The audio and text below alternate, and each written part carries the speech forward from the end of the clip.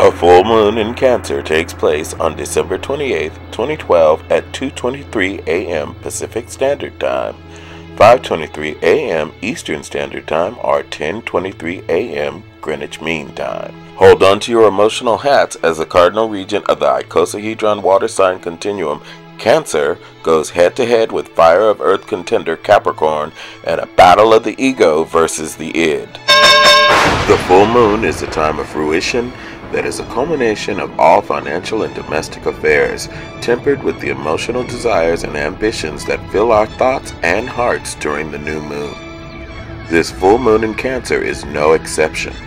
After the expansive, fiery, action-filled catalyst of Jupiter-ruled Sagittarius, there is a lot of emotional work to be done that was sidelined due to the sheer volume and intensity of action that took place during the Sagittarian Sun.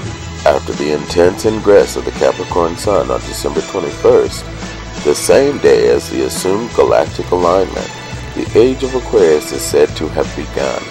But don't you worry, no one steals Capricorn's thunder without some Saturnian grief. The full moon in Cancer arrives 7 degrees into Capricorn, indicating the outward need for emotional control in order to balance out the inward demands of the intuitive psychic spirit of Cancer. So in essence, be prepared to dive deep into the waters of your past with the seagull and the crab to confront and cleanse your emotional pains. However, be prepared to balance that out with the ambitious, high expectations of the ruler of the 10th house underneath the Capricorn Sun. Since Pluto has been in Capricorn since 2009, Saturn-ruled Capricorn has been shaking its abacus of accountability socially, economically, and emotionally. This trend continues with Pluto's fierce square with Uranus the Awakener as it sits in the provocative, action-oriented cardinal fire sign of Aries the Ram. Unlike the many planets that one can see on the Zodiac ecliptic, Cancer is ruled by the Moon. Astrologers refer to the Moon as a planet to help keep things simple, but the Moon is known as a satellite in Earth science and often referred to as a luminary by most astrologers. The only other luminary is the Sun itself. Why is this important? Because most Western tropical astrologers see the Sun sign, Moon sign, and your rising sign as the 3 biggest influences that define which tendencies one may exhibit based on natal chart interpretation. So technically, when you read about just your Sun sign in the newspaper, you're only reading about 10% of your astrological profile. So you may want to read about the zodiac signs that your moon and rising are situated in order to get a more complete picture. After all, astrologers use all of the major planets, dwarf planets, and even asteroids to give the seeker a more complete picture of their potential weaknesses and strengths. In astrophysics, the moon is Earth's satellite, bound to our planet by gravity. The moon produces no light of its own. It simply reflects the light of the sun off of the side of its surface that happens to be facing the Earth. La Luna formed about 4.5 billion years ago. She is about 225,000 miles away from Earth at perigee when she is at her closest. This is often called a supermoon. La Luna is about 252,000 miles away when she is at apogee, because she is at her furthest point from the Earth, about 26,000 miles further to be specific. During the new moon, the moon rises and sets with the sun in conjunction with the Earth. Keep in mind that many people use the term alignment and conjunction interchangeably. It takes the moon about 28 days to cycle the Earth. Since the Earth orbits the Sun while the Moon orbits the Earth, it appears to take about 29.5 days for it to get back to the same place in the sky each month on the ecliptic. This is known as a synodic period. With all of these conjunctions, you might think we would have solar and lunar eclipses each month.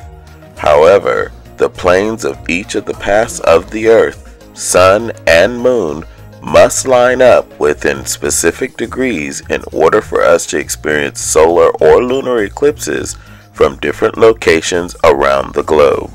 The word month comes from the word moon, as month means one cycle of the moon. This can seem very confusing because of the various calendars available today. The main calendar used in the Western world is the Gregorian calendar, named after Pope Gregory VIII in the late 1500s. This calendar contains leap years, months with 30 or 31 days, and it is just generally a big old mess. September through December illustrates the problem. September is the 9th month, so anyone speaking a Latin-based language knows that sept, S-E-P-T, means 7 or 7th. Like October's root oct means 8, as in octopus or octagon. November means 9, and December means 10, and you know the rest. Yet the so-called civilized world still follows the Gregorian calendar. Now moon calendars, on the other hand, may be onto something. Moon calendars are made up of 28 days, with each 7 days equal to 1/4 of the moon's orbit, and this makes a lot more sense. 28 times 13 equals 364 days, with 1 day out of time. Don't take my word for it. For more information, go to thelawoftime.org and do your own fact-checking. In mythology, Cancer the crab was sent by Hera, or Queen Juno, to distract Hercules while he was fighting the Lernaean Hydra. When the crab was extinguished by the hero, Juno placed the crab amongst the stars for its courage and tenacity. Besides the moon's association with the Zodiac, it is believed to control the tides of the earth and the blood flow of human beings. So the higher the tides on earth during new and full moons, the more excitable human beings tend to be. While there is very little scientific research to back up such claims, there are generations of observations that will always make the average person wonder just how much the moon does affect human behavior here on earth. The moon is also very important to the rituals of practicing medicine men and women of the Native Americans, Wiccans, Santeros, and light workers around the world in general.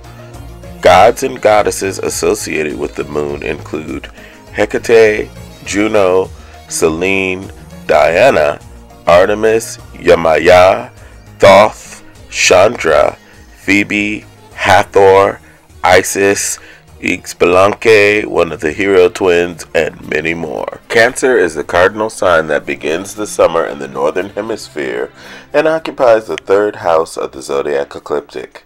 Cancer represents the sun's journey as far north as possible on the globe. After it reaches its peak on the summer solstice on the Tropic of Cancer, after 3 days at its maximum, the sun rises lower in the sky at noon until it reaches its lowest point in the sky on the winter solstice day. In the northern hemisphere, the first day of Cancer is the longest day, and the first day of Capricorn is the longest night. That's because of these two opposite zodiac signs have opposite solstice points. Cancers are known for being warm, nurturing, empathic, and protective individuals that are especially comfortable with routine and matters of the home, especially with regards to food, cooking, and being playful. The dark side of Cancer includes individuals that are moody, over-emotional, clinging, procrastinate often, exhibit signs of avoidance, unpredictability, touchiness, can't let go of the past, and are very judgmental and sometimes dishonest. But to be clear, sometimes Cancers will panic and lie, not to be malicious, but often to protect the feelings of others. So give your crab the space to give you the whole story and pay close attention to context. Some of the more stellar traits of the crab include someone who is emotional, intuitive, shrewd, protective, loving, romantic, imaginative, cautious, sympathetic, courageous, and extremely intelligent. Capricorn, Taurus, and Virgo. It's rebirth time. After cruising through a whole season with no Earth, Capricorn has finally arrived to nurture you with Amalthea's Horn of Cornucopia. With Pluto and Capricorn fighting the fierce squares of Uranus and Aries, everything that seems to fall apart seems to evolve into something even better. It is important for you to focus on how to improve things in the future instead of allowing yourself to be hung up on what didn't work in the past.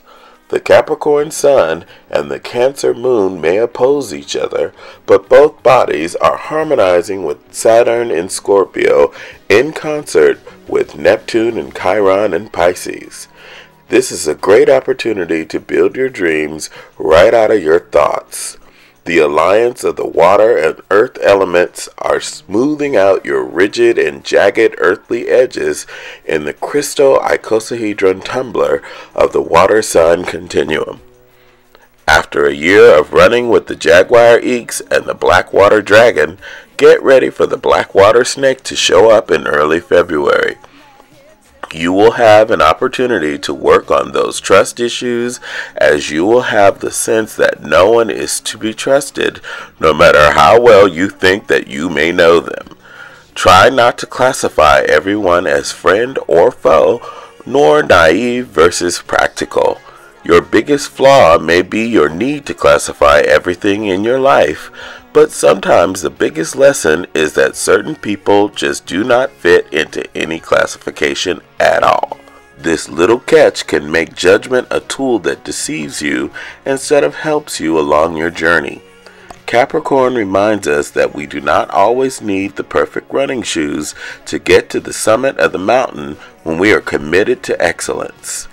Taurus reminds us that while slow and steady may win the race, organization, flexibility, ethics, and a personal touch often create more abundance than sterile business practices that don't address every team player's unique and valuable talents. Virgo reminds us that detailed lists are necessary to keep everyone on track while respecting the big picture approach of Saturnian thinking. Each of these modes of Earth should be used to maximize your goals as you head into a new year while respecting that which is tried and true. Be prepared to plant plenty of roots in this tree called life, because the water snake will be demanding excellence on a personal level. This will not be a year to compete with others, but an opportunity to compete with your own personal best.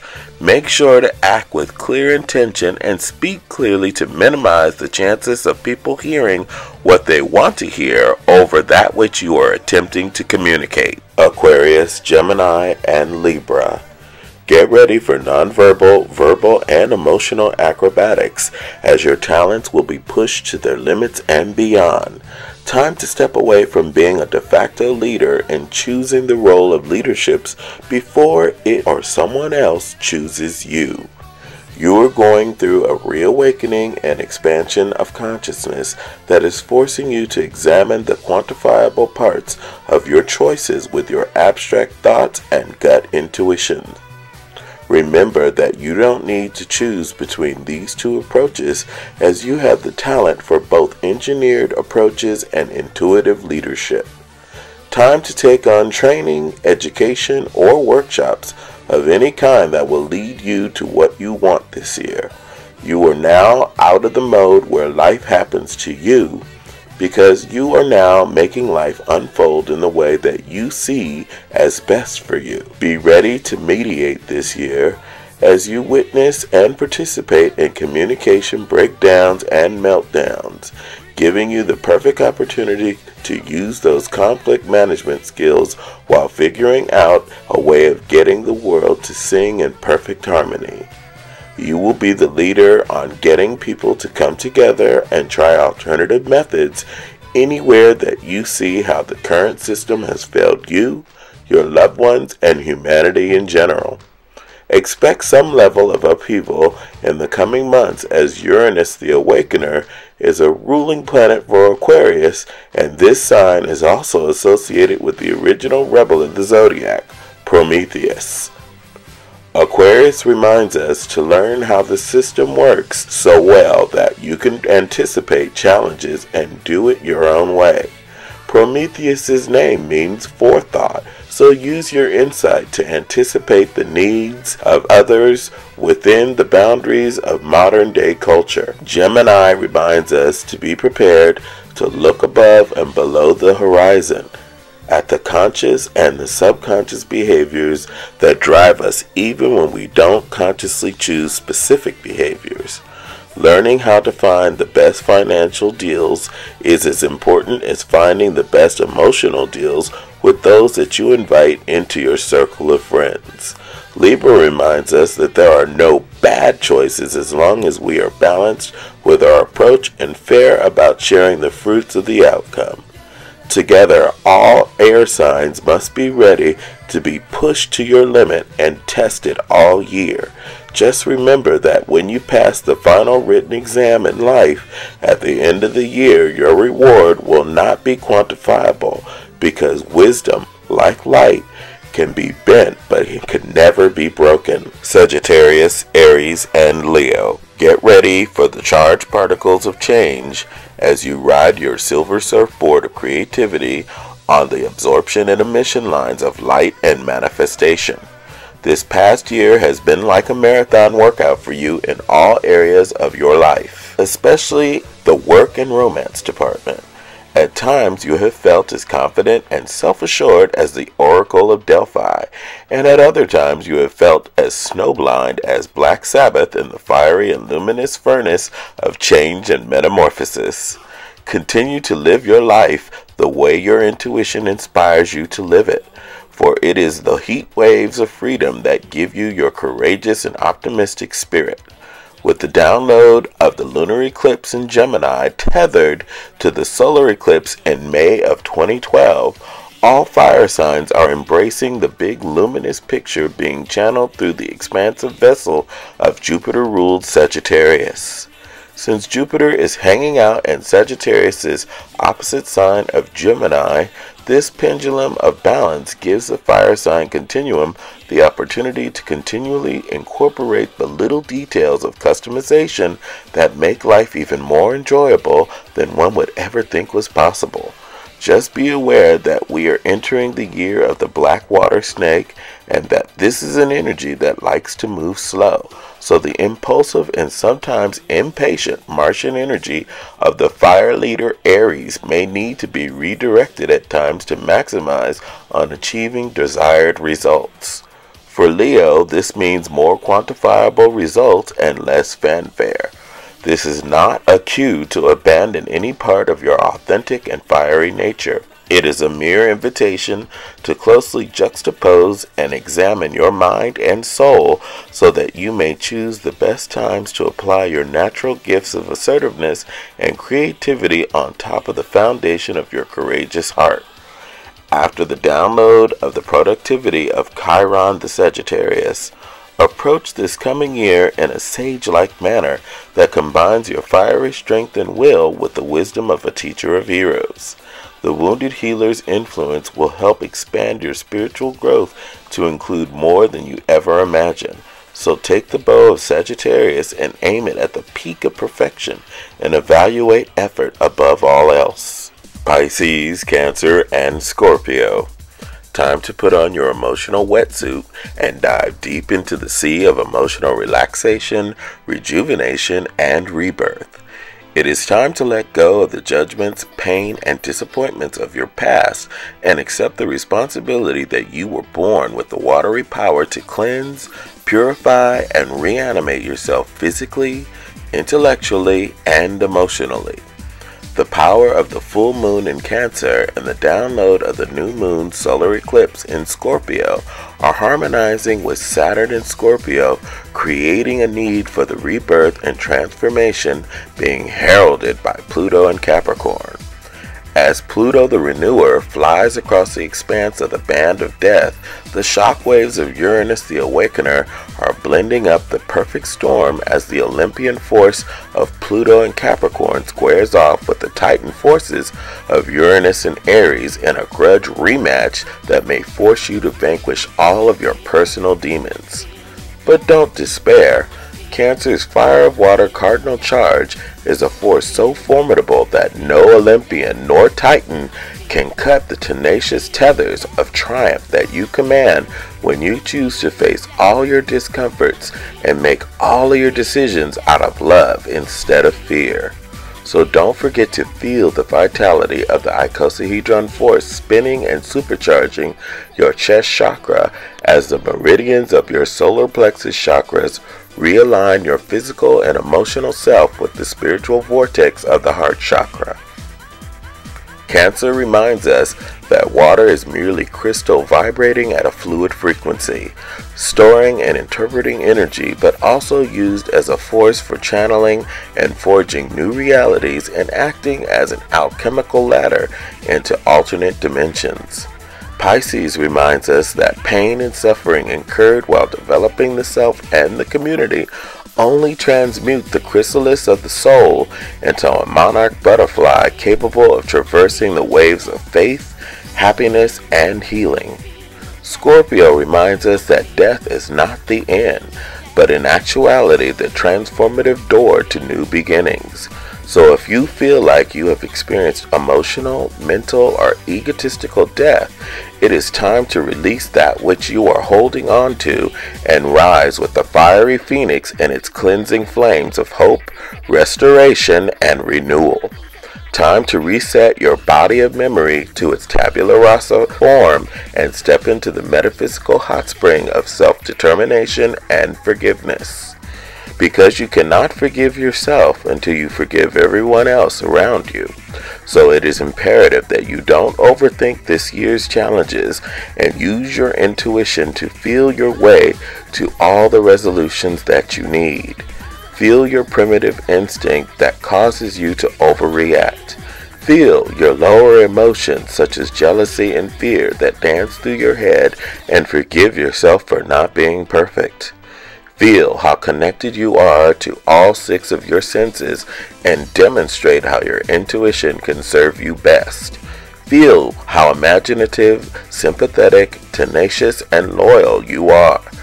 Feel how devoted, patient, and romantic you can be. Feel all the trials that you have of life that have given you wisdom, character, and charisma. Feel everything that is good within your soul so that you may begin this year truly living from the heart, crashing down on those that you love as a tsunami of courage and motivation. The moon stands for emotions, instincts, the unconscious, whereas the sun represents your will, the moon represents your instinctive reactions. Since the sun is more like your ego, and the moon is more like your id, we are more often to keep the true nature of our personalities hidden for fear of judgment.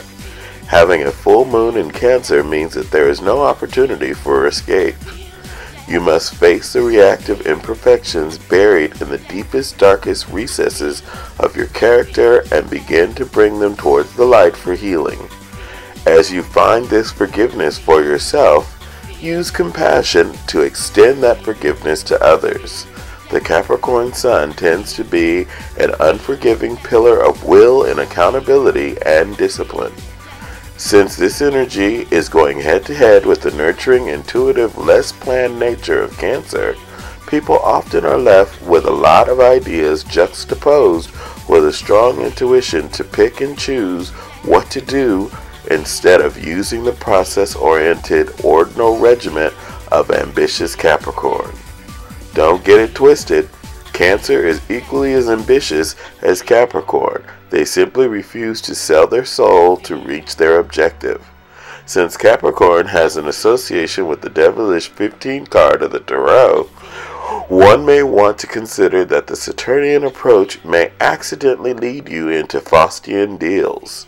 Capricorn is not interested in selling their soul at any price, but the combination of money, power, and sex is a siren song of seduction that the goat has a hard time resisting if the price is right. While Cancer is tormented with the same thoughts and emotions in similar situations, in most cases they will retreat out of sheer confusion. They will shut down and run away, albeit sideways. So whether you are taking a page from the Book of Capricorn or Cancer, the prevailing theme is to heal your past pains if you wish to prevail in the coming year. As the water dragon slows down and realigns with the magnetism of Jupiter, the transmutation into the water snake has begun.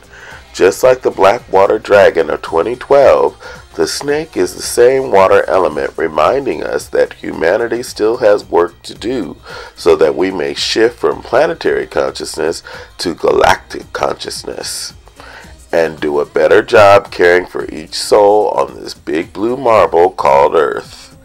New Earth or not, we are all co-creators in this new age of enlightenment. As we make decisions that reflect the diversity of needs among the inhabitants of Earth, we all collectively take a larger step towards apotheosis and unity consciousness. Capricorn represents the gate of the self-initiated, which leads to hierarchy and often the abuse of discretionary power, while Cancer's gate is the unification of the emotions with our physical self. Like Cancer, humanity still struggles to live half of its consciousness on Earth and the other half of its consciousness in the waters of emotion. In order to adapt, Cancer develops a shell to deal with the harsher realities of life. You could even see the shell as their portable home. Perhaps this shell represents the mask that people wear every day to hide their true emotions, even in situations where they should feel safe. Perhaps while you learn to cleanse your own emotions this full moon, you may learn to provide the freedom and space for people to be themselves. Perhaps once humanity has learned to be more authentic and less judgmental, we can all take off that shell of protection. Creating spaces of freedom and peace safe from judgment advances us one step deeper into the age of Aquarius.